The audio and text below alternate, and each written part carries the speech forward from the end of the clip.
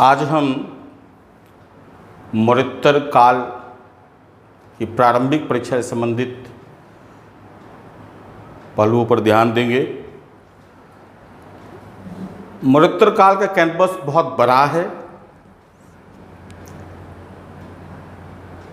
और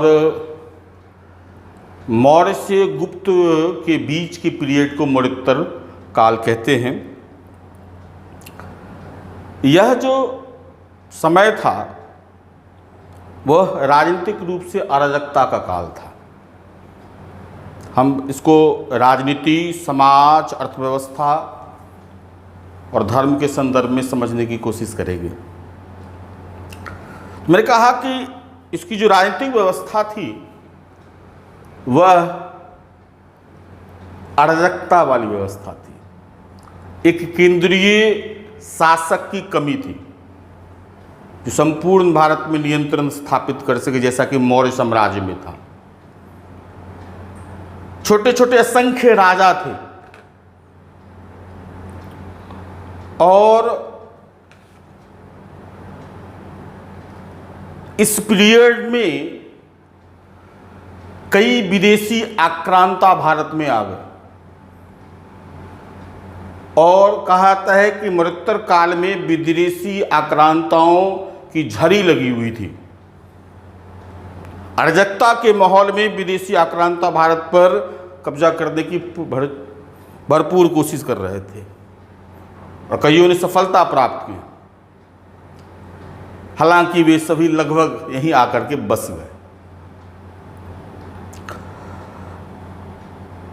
राजनीतिक व्यवस्था में अगर हम देखेंगे तो कुछ वंशों से जुड़े हुए कुछ फैक्ट्स पीटी में पूछे जाते हैं, तो उसको आप ध्यान में रखेंगे। सबसे पहला है शुंग वंश। शुंग वंश की स्थापना पुष्यमित्र शुंग ने की। जैसा कि वाणभट्ट के हर्षचरित में वर्णन है कि मौर्य वंश के अंतिम शासक बृहदत्त की हत्या कर पुष्यमित्र शुंग ने शुंग वंश की स्थापना की। धनदेव का अयोध्या अभिलेख ये बताता है कि पतंजलि के निर्देशन में उन्होंने 2 अश्वमेध यज्ञ किए थे। इनके बारे में कहा जाता है कि यह ब्राह्मणवादी व्यवस्था के पोषक थे और बौद्ध धर्म के विरोधी थे। कई गुहा विहारों, बौद्ध मठों को तोड़ने का इन पर इल्जाम भी लगाया गया है, लेकिन सांची और भरत स्तूप के निर्माण में इन्होंने अहम भूमिका निभाई थी। इनके समय में यवन का आक्रमण हुआ था डेमेट्रियस के नेतृत्व में। गार्गी संहिता में यह वर्णन है कि उसने डेमेट्रियस को पराजित किया। इसके बाद एक इंपॉर्टेंट इस वंश का राजा है अग्निमित्र, जिस पर कालिदास ने एक नाटक लिखा, मालविका अग्निमित्र। और एक वंश का एक और शासक है भागवद्र, जिसकी राजधानी विदिशा थी। परीक्षा में यह भी पूछा जाता है कि शुंगों की दूसरी राजधानी या शुंगों की राजधानी कहाँ थी, तो विदिशा आंसर आप देंगे, विदिशा।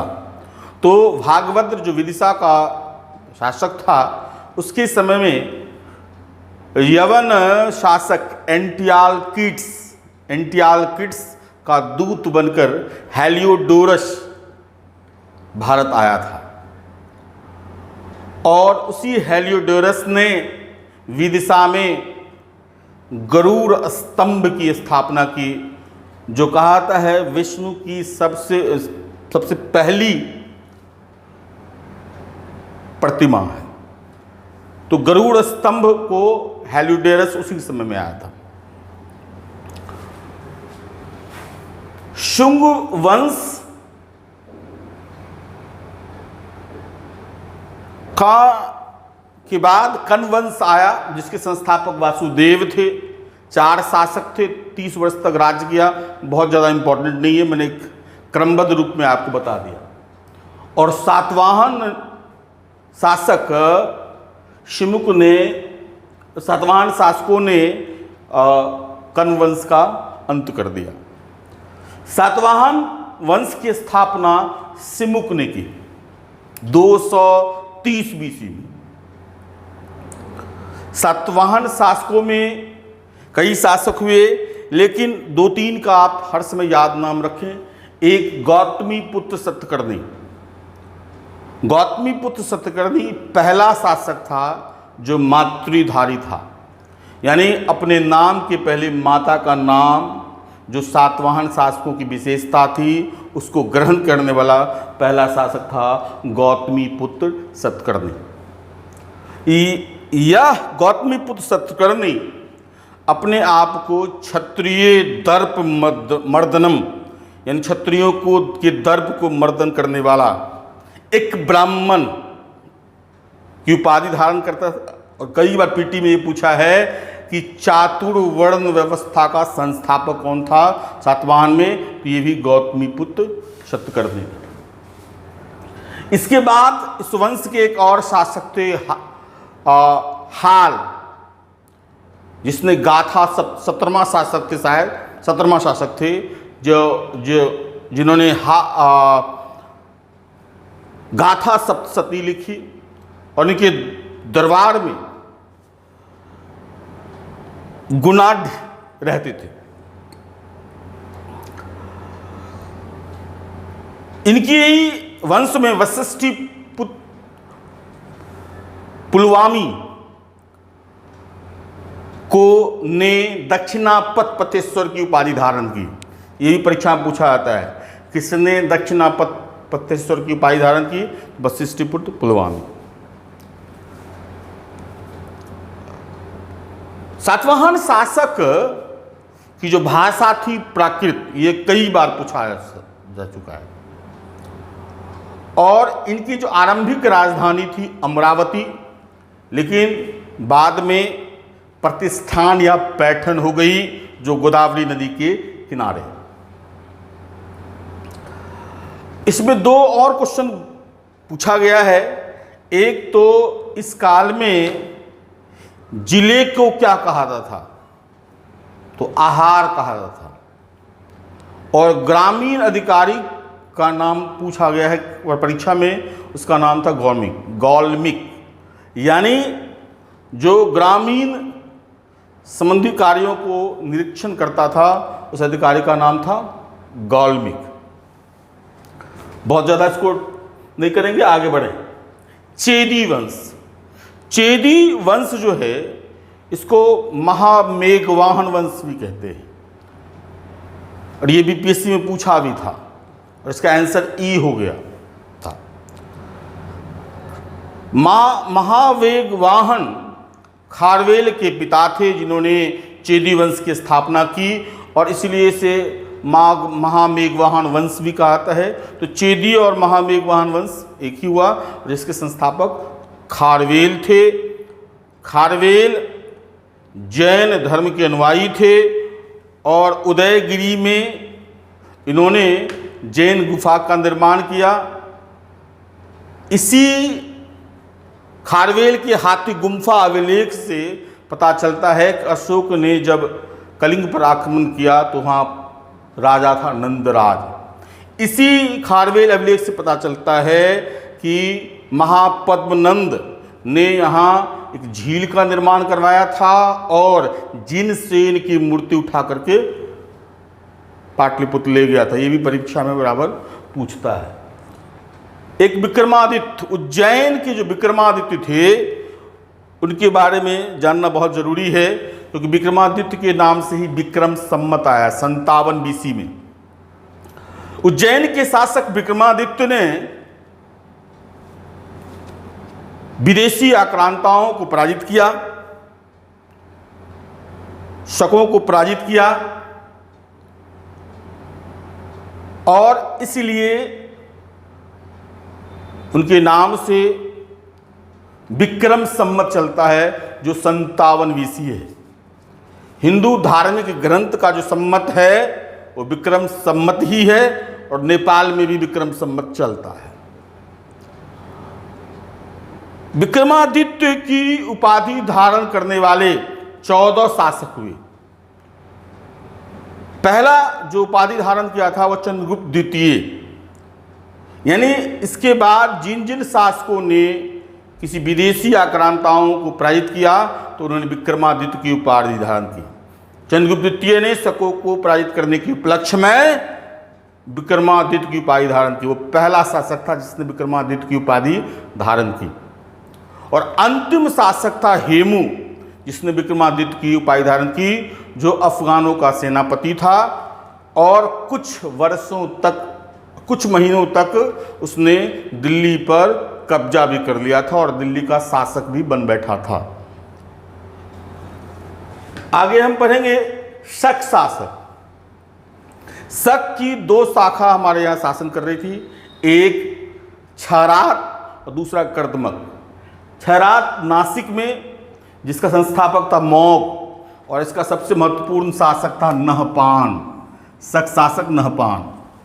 दूसरा था कर्दमक, जिसका शासन चलता था उज्जैन में, इसका प्रथम शासक चस्टन, और सबसे महत्वपूर्ण शासक था रुद्रदामन, जिसका जूनागढ़ अभिलेख है, जिसकी हमने कई बार चर्चा की है। रुद्रदामन जूनागढ़ अभिलेख। उसके बाद है नागवंश, इसका संस्थापक भारतशिव था। एक बार बीपीएससी में पूछा गया कि समुद्रगुप्त के समय नागवंश का शासक कौन था, तो वो था गणपति नाग। उसके बाद है वकाटक वंश, इसके संस्थापक प्रवरसेन थे और इन्होंने 4 अश्वमेध यज्ञ किए थे। ये भी कई बार पूछा है, 4 अश्वमेध यज्ञ करने वाला शासक कौन था, तो प्रवरसेन वकाटक वंश का। और वकाटक वंश के शासकों ने अजंता की गुफाओं में कई गुफा का निर्माण किया, उसकी जो चित्रकारी का निर्माण वकाटक वंश नहीं किया। उसके बाद पहलव शासक, इसके संस्थापक माउस थे और इसके एक महत्वपूर्ण शासक थे गोंडोफर्निस। गोंडोफर्निस के समय में जो है इज़राइल के रास्ते ईसाई धर्म का प्रचार करने के लिए सेंट थॉमस आए थे। याद रखिए, ये भी बीपीएससी में पूछा गया है और हर से पूछने की संभावना है कि किसके समय में सेंट थॉमस इज़राइल के रास्ते भारत में ईसाई धर्म का प्रचार करने आए थे, तो शासक था गोंडोफर्निस। उसके बाद बैक्टीरियाई शासक डेमेट्रियस, जिसे मैंने बताया पुष्यमित्र शुंग के समय में इसने आक्रमण किया था। इसके बाद सबसे महत्वपूर्ण शासक था कुषाण, जिसके संस्थापक थे कुजुल कैटफिसस। कुजुल कैटफिसस। एक और महत्वपूर्ण शासक थे बिम कैटफिसस, जिसने सर्वप्रथम जिसने नियमित रूप से स्वर्ण सिक्के चलाए थे। लेकिन इस वंश का सबसे महत्वपूर्ण शासक कनिष्क था, जिसका राज्यरोहण 78 AD में हुआ था। कनिष्क का राज्यरोहण 78 AD में हुआ था और इसी को राज्यरोहण को शक संवत कहा। ये याद रखिएगा, क्योंकि जन्म मृत्यु नहीं, कनिष्क के राज्यरोहण को 78 AD को शक संवत के रूप में कहा जाता है। ये ध्यान में रखना है आपको। शक संवत जो हमारा राष्ट्रीय कैलेंडर है, जो 1957 में इसको स्वीकार किया गया था। अगर इनकी जो शासन व्यवस्था देखेंगे कुषाणों की, तो द्वैराज्य शासन व्यवस्था थी, जो आप कह सकते हैं स्पार्टा यूनानियों से प्रभावित थी। इसके अलावा इनकी 2 राजधानी थी, पुरुषपुर और मथुरा। एक शब्द देवकुल इस्तेमाल हुआ है इनके यहाँ। वह देवकुल का मतलब है अपने पूर्वजों को वो देवता के रूप में पूजते थे। लेकिन और इनका सिल्क रूट पर कब्जा था, जिसको हम अर्थव्यवस्था में बेहतर ढंग से बताएंगे। लेकिन इन शासकों में कोई ऐसा शासक नहीं हुआ जिसको आप केंद्रीय शासक कह सकते हैं। लेकिन एक आश्चर्य है, राजनीतिक रूप से विखंडन का समय था। विदेशी आक्रांताओं, इसमें सभी एक दो छोड़ करके ये इसको छोड़ देंगे, नीचे वाला सारा विदेशी आक्रांता है। और सारे विदेशी आक्रांता पश्चिमोत्तर भारत से भारत पर आक्रमण कर रहे थे, खैबर, बोलन, दर्रों से। विखंडन की प्रवृत्ति थी, केंद्रीय शासक का अभाव था। इसके बावजूद यह काल अर्थव्यवस्था के क्षेत्र में स्वर्ण काल माना जाता है। आर एस शर्मा ने इस काल को स्वर्ण काल माना है अर्थव्यवस्था के क्षेत्र में। तो ऐसा क्या हुआ? क्योंकि इतिहास की जितनी अवधारणा आप पढ़े होंगे तो उसमें यह देखने को मिलता है कि जब शासक सुदृढ़ होगा, जैसा कि मौर्य साम्राज्य में था या विदेश में, विश्व में कहीं भी राज्य होगा, अगर शासक सुदृढ़ होगा तो अर्थव्यवस्था बेहतर होगी। लेकिन यह मौर्योत्तर काल जो है वह सैकड़ों राजाओं होने के बावजूद, विखंडनवादी प्रवृत्ति होने के बावजूद, मंडलवादी व्यवस्था लागू होने के बावजूद और स्थिरता के बावजूद आर्थिक रूप से बहुत ही संपन्न रहा है। कहा जाता है कि विश्व के 33% व्यापार पर उस समय भारत का कब्जा था। 33% व्यापार पर भारत का कब्जा था। और अगर उत्तर भारत से देखेंगे तो उत्तर भारत में सिल्क, ये सूती वस्त्र के कपड़े, पत्थर, कीमती पत्थर, इसका निर्यात होता था और इसमें प्रचुर धन ये प्राप्त करते थे। जैसे मैंने कहा कि सिल्क रूट पर कुषाणों का कब्जा था। चीन से मध्य एशिया होते हुए वो रोम जाता था, जिस पर कुषाणों का कब्जा था और प्रचुर मात्रा में धन प्राप्त करते थे। दक्षिण भारत इसके अलावा इन चीज़ों का भी निर्यात तो करते ही थे। इसके अलावा दक्षिण भारत का मसाला व्यापार पर कब्जा था और इस मसाला व्यापार के कारण रोम लूटने लगा था। इसके अलावा अगर आप देखेंगे, खासकर काली मिर्च के बारे में कहा जाता है कि रोम वाले यहाँ से जितना सोना उतना काली मिर्च लेते थे। यानी 1 किलो सोना तो 1 किलो काली मिर्च मिलता था। इस तरीके से कब्जा हुआ।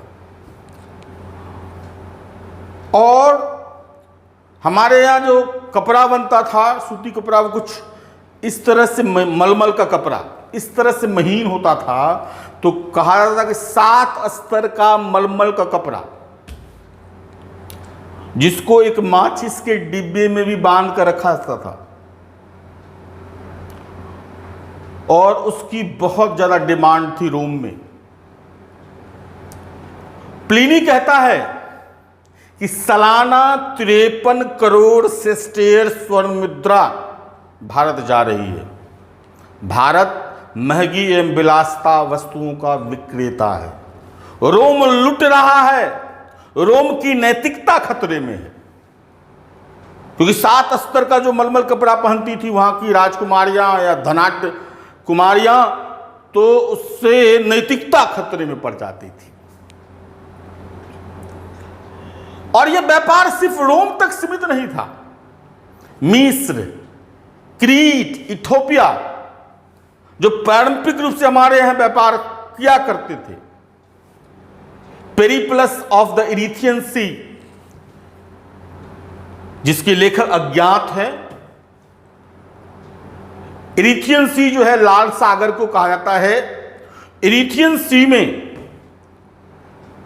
हिंद महासागर, लाल सागर, फारस की खाड़ी से होने वाले सिर्फ व्यापार के बारे में वर्णन नहीं है, बल्कि उन बंदरगाहों के बारे में भी वर्णन है जिसके आधार पर भारत की अर्थव्यवस्था काफी सुदृढ़ हो रही थी। एक मुजरिस जगह है जहां पे रोमन अगस्टस की मूर्ति मिली है और रोमन वासियों के निवास का चिन्ह मिला है। तो वो लोग यहाँ आकर के व्यापार करते थे।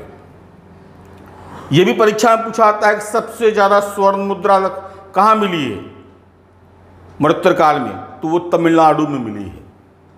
विशेषकर हिप्पालस के द्वारा 46 एडी में जब मानसूनी हवाओं की खोज की गई तो यह व्यापार और सुदृढ़ हो गया, क्योंकि पहले जाने आने में 1 साल लगता था, लेकिन मानसूनी हवाओं की खोज के बाद यह सिर्फ 40 दिन लगने लगा और इसलिए यह व्यापार और ज्यादा सुदृढ़ हो गया।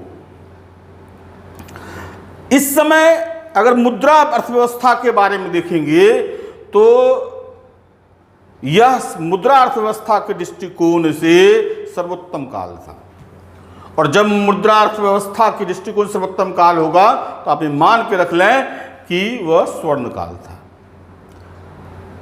असंख्य मुद्राओं के साक्ष्य मिले। सबसे पहले आप इंडो बैक्टीरियन शासकों को देखेंगे, उन्होंने मुद्रा में तिथि भी अंकित करवाई, राजाओं के चित्र भी अंकित किए, तो ये ऐतिहासिक रूप से बहुत महत्वपूर्ण हुआ। कुषाणों ने सर्वाधिक शुद्ध स्वर्ण सोने के सिक्के जारी किए। बिम कैडफिसस कुषाण वंश का पहला शासक था जिसने नियमित रूप से स्वर्ण सिक्के जारी किए। हालांकि तांबे के सिक्के भी सर्वाधिक कुषाणों ने ही जारी किए। अगर अर्थव्यवस्था के संदर्भ को और बढ़ाएं तो व्यवसायों की संख्या काफी बढ़ गई थी। मिलिंद पान्हों में 75 व्यवसाय का वर्णन है। और मैंने कहा कि इस अराजकता, राजनीतिक अराजकता के बावजूद इतना बेहतर संयोजन क्यों था? इसके पीछे एक कारण था कि उत्तर भारत के 12 और कुछ दक्षिण भारत के नगरों का नियंत्रण व्यापारी वर्ग करते थे, श्रेणियां करती थी। सिर्फ आर्थिक गतिविधियों को ही ये नियंत्रित नहीं करते थे, बल्कि सुरक्षा का भी जिम्मा अपने हाथ में रखते थे। इस कारण व्यापार सुगमता से हुआ। इंटरनल व्यापार भी संपन्न रहा और एक्सटर्नल व्यापार भी संपन्न रहा। अगर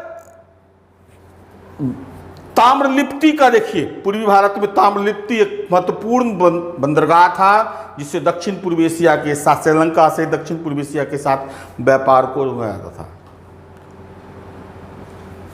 और उधर मुजरिस था, सुपारा था, अरिकमेडू था, कई ऐसे बड़े बड़े बंदरगाह हुए जैसे कावेरी पट्टनम, जो कि कॉस्मोपॉलिटन सिटी था उस समय का, जैसे आज मुंबई है, यूएई है में जो शारजाह है, वो कॉस्मोपॉलिटन सिटी उस समय था। अब अंदाज लगा रहे हैं भारत कितना आर्थिक रूप से संपन्न रहा होगा, जहां हर एक देश के लोग आकर के व्यापार करते थे, तो आर्थिक रूप से संपन्न था। और इस आर्थिक संपन्नता के कारण सामाजिक व्यवस्था में भी व्यापक परिवर्तन हुआ। एक तो कृषि उत्पादन, शिल्प उत्पादन उत्कृष्टता से होने लगा, इसी कारण व्यापार समृद्ध था। और इस कारण जो ये काम कर रहे थे शूद्र, उनकी आर्थिक स्थिति काफी मजबूत हो गई थी और व्यापार में सबसे ज्यादा लाभ प्राप्त कर रहे थे वैश्य, उनकी भी आर्थिक स्थिति काफी सुदृढ़ हो गई थी, क्योंकि 33% व्यापार पर कब्जा था विश्व की, और ये दो वर्ग काफी संपन्न हो गए थे। लेकिन समाज में इनका स्थान ऊंचा नहीं था। उस समय श्रेणी व्यवस्था थी। श्रेणी ट्रस्टी का भी काम करता था, श्रेणी के प्रधान को ज्येष्ठक कहा था, श्रेणी ट्रस्टी का भी काम करता था, श्रेणी बैंक का भी काम करता था, श्रेणी सुरक्षा का भी काम करता था। श्रेणी, शिल्पगत उत्पाद की विशिष्टता को बनाए रखने के लिए प्रशिक्षण का भी कार्य करता था और कई श्रेणियां शिक्षा व्यवस्था को संचालित कर रही थी, मंदिर के परिचालन को नियंत्रित कर रही थी। तो धीरे धीरे इन वर्गों का महत्व बढ़ने लगा और ब्राह्मण और क्षत्रियों का वर्चस्व कम होने लगा। कई क्षत्रिय राजा इनसे ऋण लिया करते थे, तो वो भी उससे प्रभावित थे, उनके खिलाफ कुछ कर नहीं सकते थे। ब्राह्मणवादी व्यवस्था को भी चोट पहुंच रही थी और कहा जाता है उसी चोट को ध्यान में रखते हुए मृत्युर काल में मनुस्मृति लिखी गई है, जो first law code of India कहा जाता है। फर्स्ट लॉ कोड या हिंदू लॉ कोड कह सकते हैं मनुस्मृति। मनुस्मृति लिखी गई। मनुस्मृति लिखने का उद्देश्य मैं पूर्ण रूप से तो नहीं कह सकता हूं इन वर्गों को दबाने का ही था, लेकिन उसमें लिखा हुआ है कि अगर वैश्य और शूद्र ब्राह्मण और क्षत्रिय का कहा न माने तो उन्हें डंडे से पीटना चाहिए। और क्योंकि उस समय शूद्रों और वैश्यों की आर्थिक स्थिति इतनी मजबूत हो गई थी, वो राजा को भी नियंत्रित करने लगा था और कोई केंद्रीय शासक नहीं था जो इनको दबा सके, तो मनुस्मृति आप उस समय लागू नहीं हो सकी। मनुस्मृति वास्तविक रूप में गुप्त काल में लागू हुई। मनुस्मृति की बड़ी चर्चा होती है आजकल, मनुवादी, गैर मनुवादी। हो सकता है उस समय लिखने का संदर्भ क्या हो, लेकिन इतना तो जरूर है कि उसका संदर्भ यही था, जो ब्राह्मण और क्षत्रिय अपने आप को सर्वोच्च मानकर सिर्फ भोग करते थे और वैश्य शुद्ध कर्म करके जो जिन्होंने धन अर्जन किया, जिन्होंने अपना प्रभाव बढ़ाया, उसको दबाने की एक प्रयास जरूर नजर आ रही थी।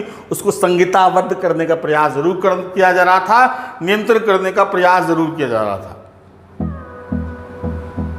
एक संदर्भ है, उसको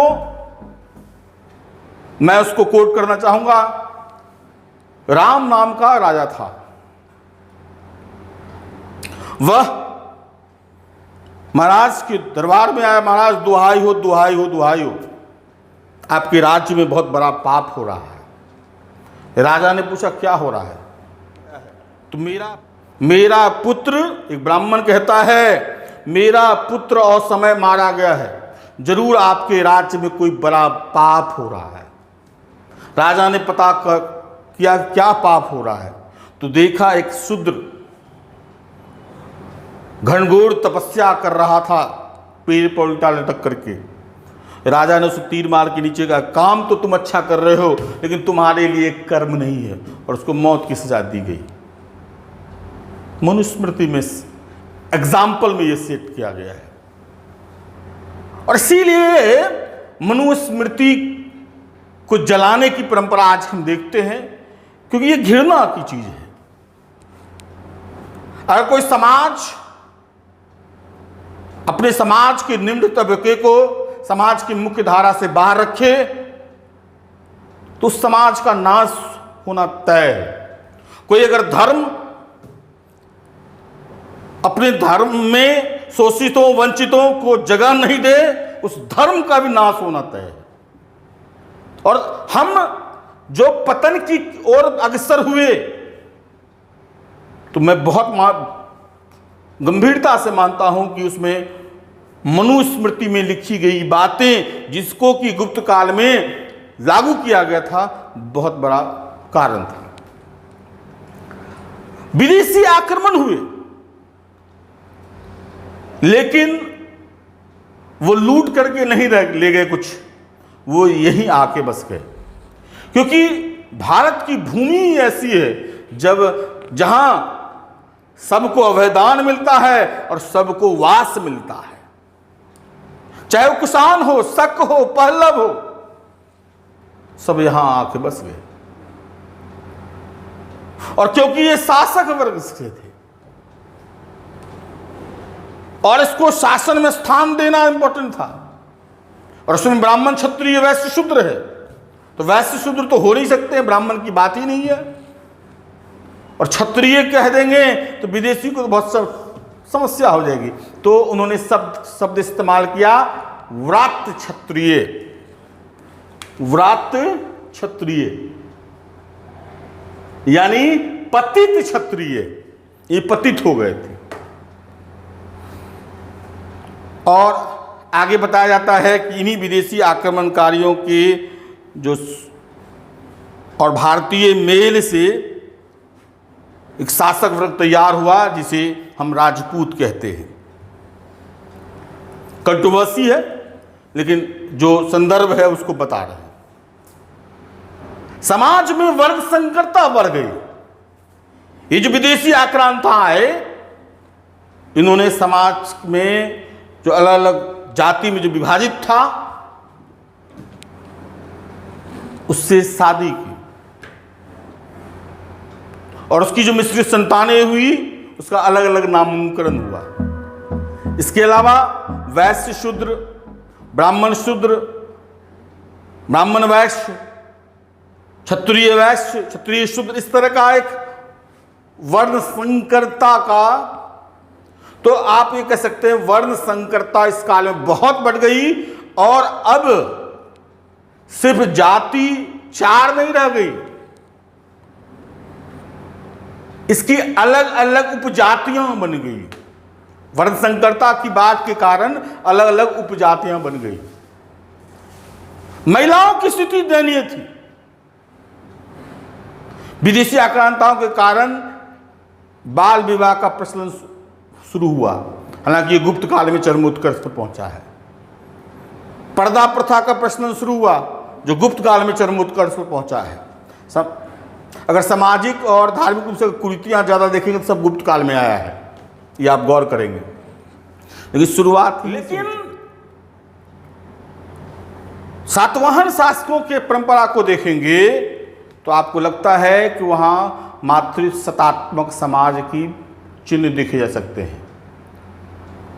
शासक अपना नाम अपने नाम के पीछे माताओं का नाम रखना ये बताता है कि सातवाहन का जो समाज था, सातवाहन जो था वो मातृसत्तात्मक था। अगर धर्म के रूप में देखेंगे तो धार्मिक रूप से एक तो महायान, बौद्ध धर्म में महायान धर्म का अभ्युदय हुआ,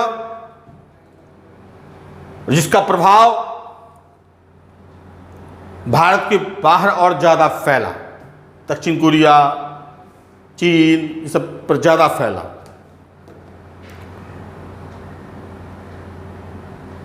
अवतारवाद हिंदू धर्म में भी और बौद्ध धर्म में भी एग्रेसिव रूप से आगे बढ़ा।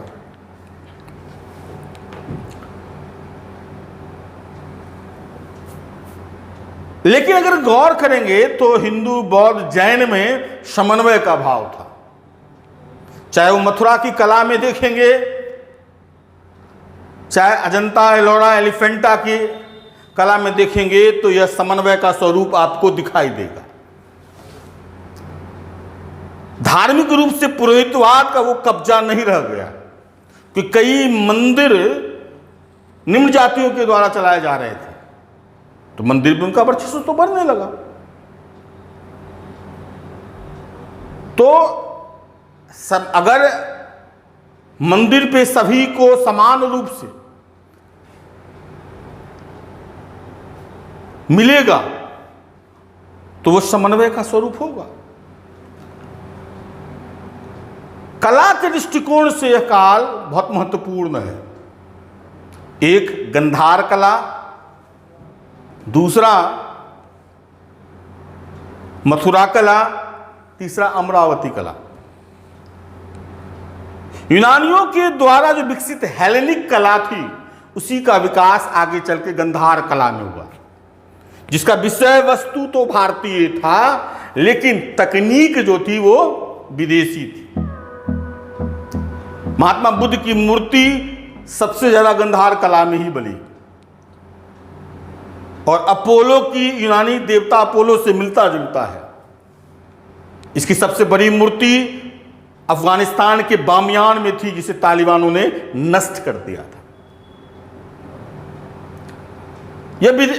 इस पर विदेशी कला का प्रभाव ज्यादा है, तकनीक का प्रभाव ज्यादा है, जैसे लगता है मशीन से बनाया गया है। मथुरा कला जो जैनों के द्वारा शुरू किया गया था, फिर बौद्ध और हिंदुओं का भी प्रभाव यहां दिखाई देता है। अगर उसमें गौर करें तो वह स्वदेशी कला थी, जिसमें भाव प्रधान कला थी, भावना को ज्यादा रखा गया, आदर्शवादिता को ज्यादा रखा गया। और तीसरी थी अमरावती कला, जिसका केंद्र बिंदु नागार्जुनकोंडा था। यह एक स्थानीय कला थी, और पहली बार संगमरमर की मूर्ति का इस्तेमाल इसी अमरावती कला में हुआ है। उसके बाद भी सारनाथ कला की भी चर्चा है।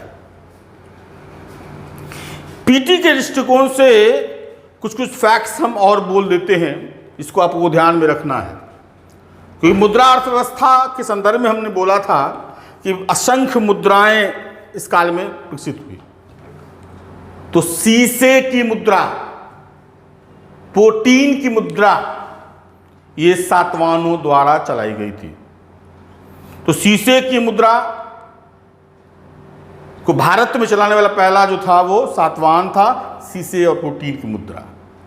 एक चीज और याद रखिएगा, सातवाहनों ने सोने के सिक्के नहीं जारी किए, इसको भी ध्यान में रखिएगा। सबसे शुद्ध सोने सिक्के मैंने कहा कुषाणों ने जारी किए। नियमित रूप से बिम कैटफिसिस ने शुरू किया सोने के सिक्के जारी करने का। तांबे की सिक्के भी सबसे ज्यादा कुषाणों ने जारी किए। इंडो बैक्टीरियन शासकों ने तिथि और चित्र अंकित करने की परंपरा शुरू की सिक्कों पे। इसके अलावा एक और है अक्षय निधि प्रणाली। अक्षय निधि प्रणाली ये कुषाणों के समय शुरू हुई थी। यह एक अक्षय निधि जो प्रणाली है, एक ट्रस्टीशिप सिद्धांत से जुड़ा हुआ है, भूमि से जुड़ा हुआ है, भूमि अनुबंध से जुड़ा हुआ है। एक और याद रखना है आपको, फर्स्ट सेंचुरी में सातवाहनों के द्वारा भूमि अनुदान की परंपरा शुरू हुई, जिसको अग्रहार कहा जाता था, जो ब्राह्मणों को दिया जाता था। आगे चल करके बौद्ध श्रमणों को भी दिया जाने लगा, और इसी ने आगे चल के भारत में सामंतवादी व्यवस्था के विकास में महत्वपूर्ण भूमिका निभाई।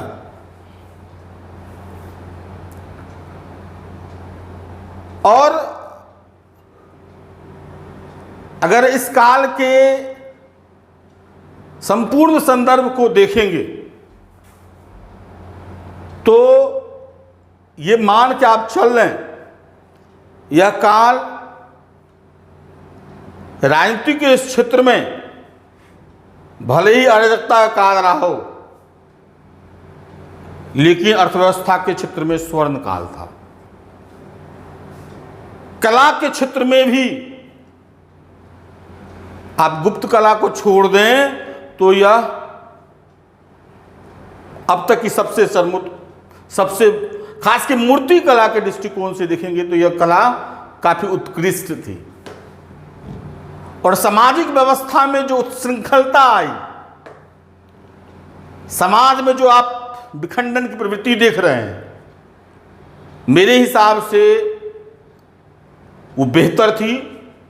अगर सामाजिक व्यवस्था में अगर मरुत्तर काल की तरह निम्न जातियों का वर्चस्व बराबर बना रहता, या निम्न जातियों के वर्चस्व की बात नहीं है, धर्म और समाज में भेदभाव नहीं होना चाहिए, हम कह सकते हैं प्राचीन भारत में मरणोत्तर काल में एकमात्र मरणोत्तर काल था जहां निम्न वर्गों की सेइंग बढ़ी। और अगर गुप्त काल में उसको दबाया नहीं जाता तो भारत कभी भी विदेशी आक्रांताओं से रौंदा नहीं जाता, क्योंकि उस काल की सामाजिक व्यवस्था में जो वर्ग लाभान्वित हो रहे थे, वैश्य और शूद्र, वो राज्य की अभिवृद्धि के लिए मर मिटने के लिए तैयार होते थे, लेकिन उनको दबा दिया गया, जो कि वो बहुसंख्यक थे। अगर उनको दबाया नहीं जाता तो वे विदेशी आक्रांताओं को निश्चित उखाड़ के फेंक देते। और इस संदर्भ में बराबर कहता हूं, जंजीरों के लिए युद्ध नहीं लड़ाता है, उस समाज के लिए वो कैसे लड़ेंगे जिस समाज ने उनको मुख्य धारा से बाहर किया। उस धर्म को के लिए कैसे लड़ेंगे जिस धर्म का पालन करने पर उन्हें जीवा काट ली जाती थी। इसलिए मरणोत्तरकालीन समाज में विखंडन, उत्सृंखलता के चिन्ह जो भी नजर आए हों, मेरे हिसाब से वो बेहतर काल था सामाजिक रूप से। और वो व्यवस्था अगर बनी रहती तो भारत कभी भी विदेशी आक्रांताओं से द्वारा गुलाम नहीं होता।